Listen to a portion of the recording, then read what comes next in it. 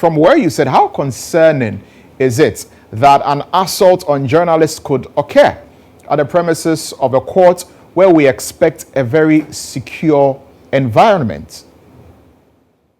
Well, it is an affront to the very values of the Ghanaian society. It is an insult on the judiciary that is supposed to safeguard the rights of the people. There is absolutely nothing fundamentally or intrinsically wrong with a journalist doing his job.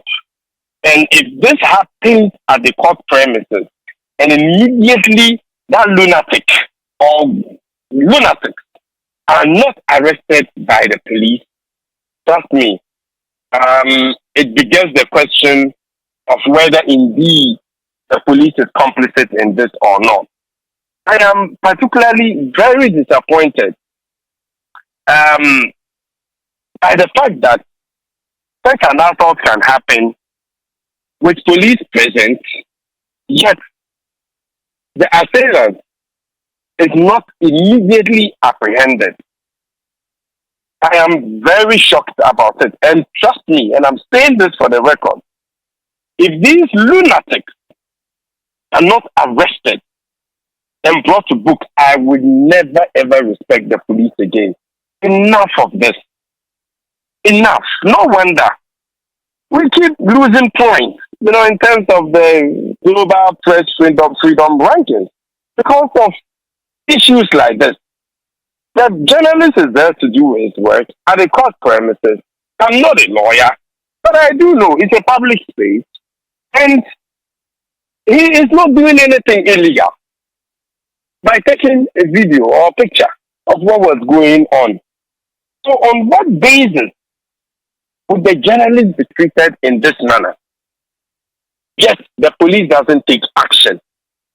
I think this should stop. Enough is enough. I don't know. I'm not watching TV.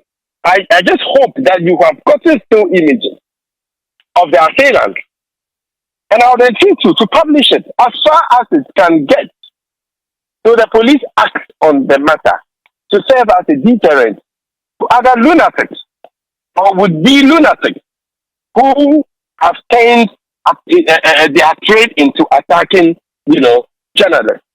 Enough is enough. And this is very unfortunate. And I'm hoping that the police would give it the importance, the attention it deserves. So we stop people in their tracks because it's becoming one too many. And we have seen a consistent pattern of such behavior, especially not where else but the court. And that is what really shocks me to the very core. Right, and in all of this, what would you say went wrong with the security planning for Archbishop Amoako's case? Of course, in other cases, high-profile cases, we've seen very heavy police presence, in one case, in the assault, in the demonstration of the Galamsey demonstration case and what have you. We saw very heavy security presence, but in this one, we just saw very few policemen. What do you think went wrong with regard to the security arrangements? Well, sometimes the number of security personnel or the arrangement is very much dependent on the intel or the nature of the case. For example, in the case of Democracy Hub, definitely there's the possibility that their supporters or people they inspire would show up in their numbers. And so the police needed to be there in their numbers also. The case, involving other high-profile political elements would obviously invariably elicit some type of response in the form of protest within the court premises. In the past, we have had similar cases of high-profile religious men, men of God, like the case of Obini. And I remember clearly that during that time too, media personnel were attacked. Okay? And I remember also Agrada, when she was also going to the court, media personnel were attacked. And one of her spokesperson, who later she fell out with, was even on camera castigating and insulting a journalist at the court premises. Okay?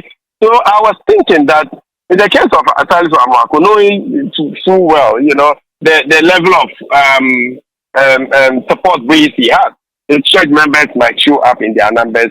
The security would have to be beefed up. Security doesn't only have to be beefed up when it is political in nature. All right. On the other hand, even if we had a handful of police officers and an assault happens right in front of them and within the court premises, I would have expected that the police would immediately arrest the perpetrator or perpetrators. Unfortunately, as it stands, I'm not sure. Has anyone been arrested in that regard? Not yet, but we know that a complaint has been lodged at the police station, and so we would expect that the police will act on this. But thank you very much, Adib Sani.